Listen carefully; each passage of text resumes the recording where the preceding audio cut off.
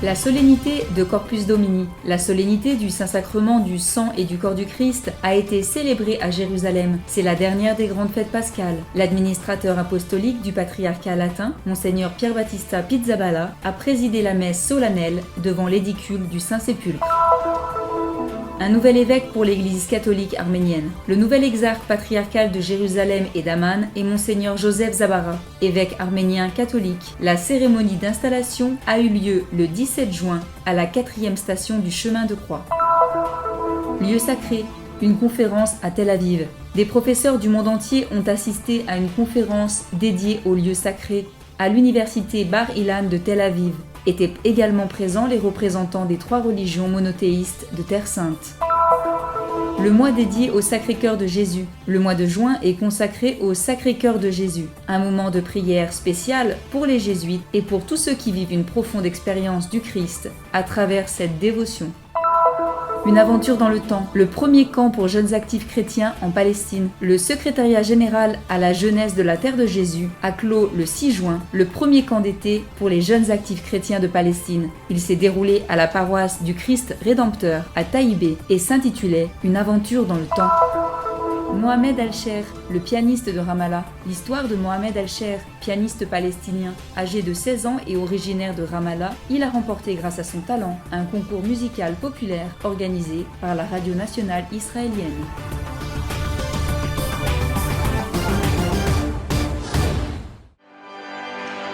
3 tours autour de l'édicule et la bénédiction du Saint-Sacrement. C'est ainsi que se termine la Sainte Messe de la solennité du corps et du sang du Christ à l'intérieur de la basilique du Saint-Sépulcre à Jérusalem. Elle célèbre la présence vivante du Christ ressuscité dans le pain et le vin consacré. Le Corpus Christi est la fête de l'incarnation. Nous chrétiens croyons que Jésus est devenu chair, il est devenu homme, l'un de nous. Et dans l'Eucharistie, nous célébrons ce mystère, à savoir que cette chair continue d'être un cadeau pour nous, chaque jour, dans l'Eucharistie. À Jérusalem, les gestes et les moments de prière ont été nombreux, depuis l'entrée solennelle de l'administrateur apostolique dans l'église du Saint-Sépulcre la veille, jusqu'aux vêpres et à la procession à l'intérieur de la basilique, en passant par la prière nocturne devant l'édicule, la grande porte d'entrée du Saint-Sépulcre restant ouverte toute la nuit. Cela fait 13 ans que je viens en Terre Sainte. J'ai participé à de nombreuses fêtes, mais c'est la première fois que je vois la fête de Corpus Domini. J'ai beaucoup aimé. Si on parvient à se recueillir et à avoir une pensée personnelle, c'est très fort. Et les pèlerins catholiques qui arrivent au Saint-Sépulcre demeurent émerveillés par la longue célébration. Comme en témoigne cette touriste américaine qui se rendait à la basilique pour la première fois de sa vie.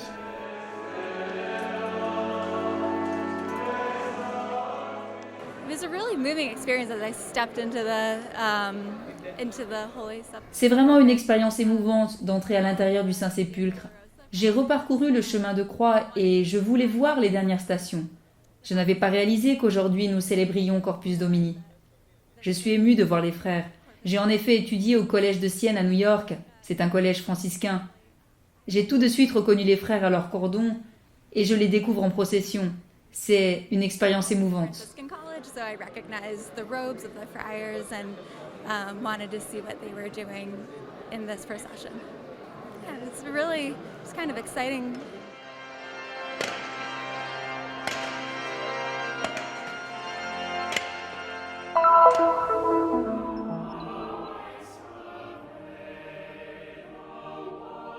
Le nouvel exarque patriarcal de Jérusalem et d'Amman est Monseigneur Joseph Zabara, évêque de l'Église arménienne catholique. La cérémonie d'installation a eu lieu le 17 juin dernier dans l'église Notre-Dame du Spasme, sur la 4e station du chemin de croix. La cérémonie solennelle a été présidée par son Excellence Monseigneur Raphaël François Minassian, ordinaire des catholiques arméniens d'Europe de l'Est. Au cours de la célébration de la Divine Liturgie, a été lu le décret de nomination du patriarche de Cilicie pour les catholiques arméniens, sa béatitude Grégoire Pierre. Étaient présents les catholiques arméniens de Jérusalem, le délégué apostolique pour Jérusalem, Monseigneur Leopoldo Girelli, l'administrateur apostolique du patriarcat latin, Monseigneur Pier Battista Pizzaballa, le custode de Terre Sainte, le frère Francesco Patton, ainsi que des représentants des autres communautés chrétiennes de Jérusalem. Au cours de la célébration, Monseigneur Zabara a salué les fidèles et exprimé sa joie de pouvoir servir l'Église de Jérusalem. Una cosa molto piacevole a me essere qui in Terra Santa. Je suis ravie d'être ici en Terre Sainte, dans la ville sainte de Jérusalem, avant tout pour servir Dieu qui a marché sur cette terre il y a plus de 2000 ans et qui a porté ici la croix. Je sens que j'ai la force de servir les fidèles et ceux qui viennent du monde entier, car c'est un lieu très important pour le christianisme. Tous les fidèles viennent ici pour prier, voir et toucher où Jésus a vécu. A vedere, a toccare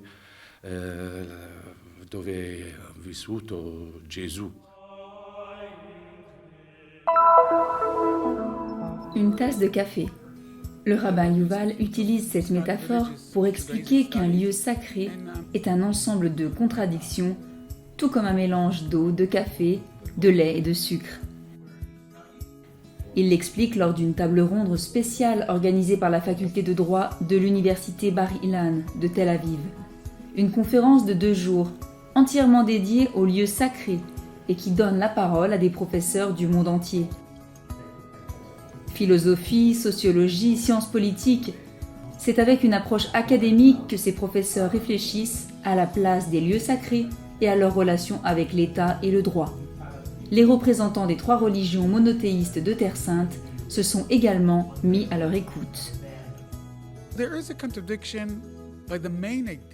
Il y a une contradiction au sein même de l'idée générale de lieu sacré. Si Dieu est partout, pourquoi un lieu lui serait-il réservé ? Il existe une contradiction entre le désir de créer une intimité dans ce lieu, entre les fidèles et Dieu, tout en le voulant ouvert à tous. Il y a aussi une contradiction dans le fait que si le lieu est sacré, seuls les purs et les justes peuvent y accéder, alors que nous souhaitons en même temps qu'il soit connecté au reste de la société. Nous devons être conscients que nous ne pouvons pas résoudre complètement ces contradictions. Nous devons constamment nous demander jusqu'où nous pouvons aller pour atteindre un point optimal dans l'utilisation de ces lieux et les rendre accessibles mais sacrés, ouverts mais intimes. I luoghi nostri sono luoghi religiosi, non. Nos lieux sacrés sont des lieux religieux. Ce ne sont pas, par exemple, des endroits où l'on fait de la politique. Ce sont des lieux accessibles à tous, non seulement aux chrétiens, mais aussi aux non-chrétiens. Ce sont des lieux vis-à-vis desquels nous cherchons à promouvoir un certain type de respect, de manière à ce qu'il y ait aucune ingérence. Dans les rapports avec les lois et avec l'État, il existe une distinction fondamentale entre ce qui est d'ordre séculier, rendre à César ce qui est à César, et d'ordre spirituel, à Dieu ce qui est à Dieu.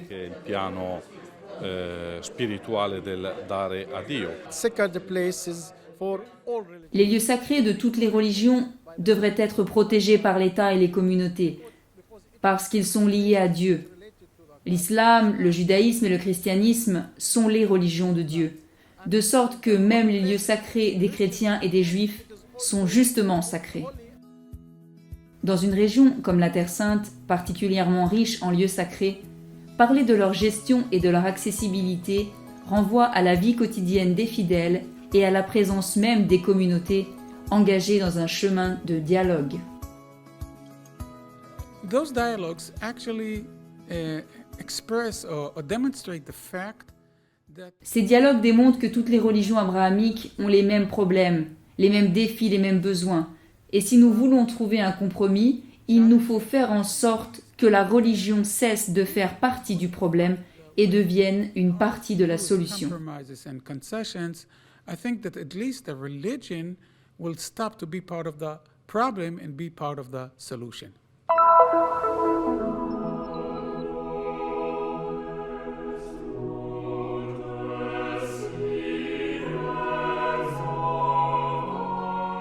Donc c'est une dévotion que j'ai découvert petit à petit au scout, dans ma troupe scout, et ensuite que j'ai pu développer au fur et à mesure dans ma vocation. Je suis séminariste et donc j'ai pu faire un pèlerinage à Paray-le-Monial où j'ai pu découvrir justement cette belle dévotion. Le nom de Marie Marguerite est très similaire à celui de la sainte qui a eu une vision du cœur sacré de Jésus, Elle est une dévote et a éprouvé une émotion particulière lors de sa visite sur le lieu des apparitions. Especial saber que tenho uma santa quem posso ser devota, né? C'est spécial de savoir que j'ai une sainte que je peux vénérer, qui porte mon nom et qui a une si belle histoire avec le Sacré-Cœur de Jésus. Puis il y a la grâce d'aller à Paris-les-Moniales. Je faisais un pèlerinage à Thésée, il n'était pas prévu de passer par là. Mais j'ai eu la grâce de visiter la chapelle, le lieu où Jésus a montré son cœur à Sainte Marguerite Marie Alacoque. Onde Jesus se manifestava, né? Mostrava o seu coração a Santa Margarida Maria Alacoque. En réalité, la dévotion est profondément enracinée dans les Écritures. Le cœur de Dieu est l'acteur principal tout au long de la Bible. L'amour de Dieu et la miséricorde de Dieu proviennent du cœur de Dieu. Mais au XVIIe siècle, la piété envers le Sacré-Cœur de Jésus et l'adoration du Sacré-Cœur prirent une nouvelle forme, et cela se fit à travers sœur Marguerite Marie-Hélène Alacoque et ses visions. Comme beaucoup de visionnaires, elle n'a pas été acceptée immédiatement, mais elle a insisté pour promouvoir cette dévotion au Sacré-Cœur, en particulier la vénération des vendredis comme jour de la crucifixion de Jésus. Les visions de Sainte Marguerite Marie Alacoque ont été aussi diffusées par son confesseur qui était jésuite. C'est pourquoi l'ordre continue de répandre cette dévotion encore de nos jours. Les jésuites sont intimement liés à la diffusion de la dévotion au Sacré-Cœur à cause du rôle exercé par Claude de la Colombière. Saint Claude était un protecteur de Marguerite Marie. Il croyait en l'authenticité de sa dévotion et de ses visions. Les jésuites ont dès lors joué un rôle non seulement dans la diffusion de ces révélations, mais aussi dans la promotion de cette belle dévotion au Sacré-Cœur pendant le mois de juin. L'Église célèbre la fête du Sacré-Cœur de Jésus le premier vendredi après la fête du Corpus Domini. Mais tout le mois de juin est consacré au cœur sacré de Jésus. La fête fait partie de ces fêtes qui ont lieu après la célébration d'une longue série de fêtes chrétiennes très importantes, de Pâques à la Pentecôte, qui sont véritablement au cœur du mystère chrétien. Au cœur sacré de Jésus, j'ai confiance en vous. Voilà le fait de...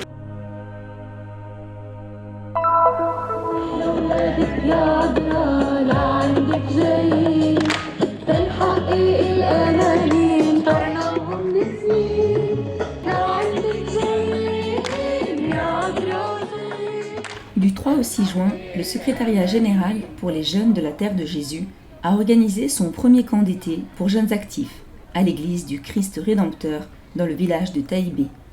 Plus de 60 jeunes hommes et femmes venant de différentes paroisses ont pu y participer. Cette année, nous sommes de différents pays. Il y a des participants qui viennent de Jérusalem, Ramallah, Bethléem, Naplouse, Zababdé, certains aussi de la Jordanie.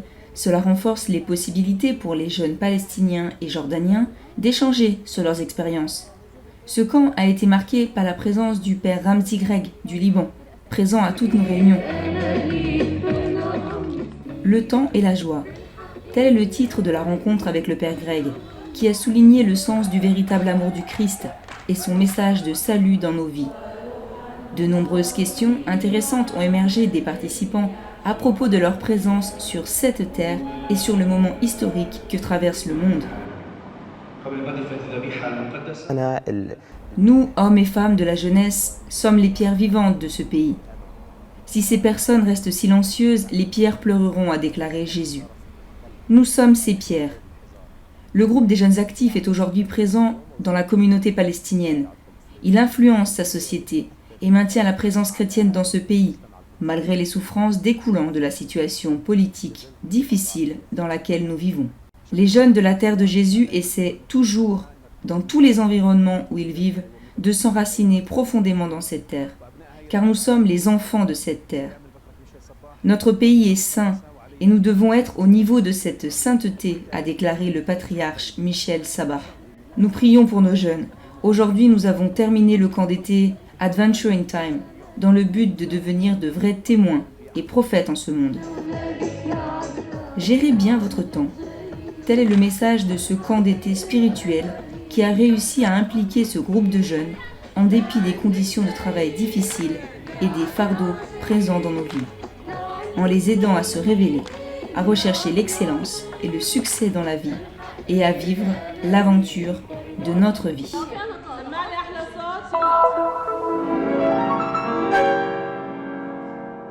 Il a 16 ans et un talent hors du commun, capable de surmonter les obstacles apparemment insurmontables.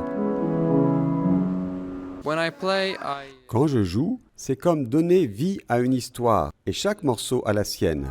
L'histoire de Mohamed El-Shir, un Palestinien de Ramallah, a certainement quelque chose d'unique. Il a remporté le concours populaire de Radio Nationale israélienne, consacré à la découverte des futurs acteurs de la scène musicale. Ce fut une expérience extraordinaire qui m'a ouvert de nombreuses portes. J'ai rencontré des artistes que je n'aurais jamais pu rencontrer. Je dois beaucoup ma détermination à étudier au soutien de mes parents et de ma professeure. Emma Shpitovsky, une juive d'origine russe, est l'un des 18 professeurs de l'Institut Magnificat de la Custodie de Terre Sainte. Cela n'a pas été difficile, car Mohamed a un talent extraordinaire. Il pourrait jouer des heures sans se fatiguer. Sur scène, lors du concert de gala de fin d'année, son et voix ne traduisent pas seulement une harmonie musicale.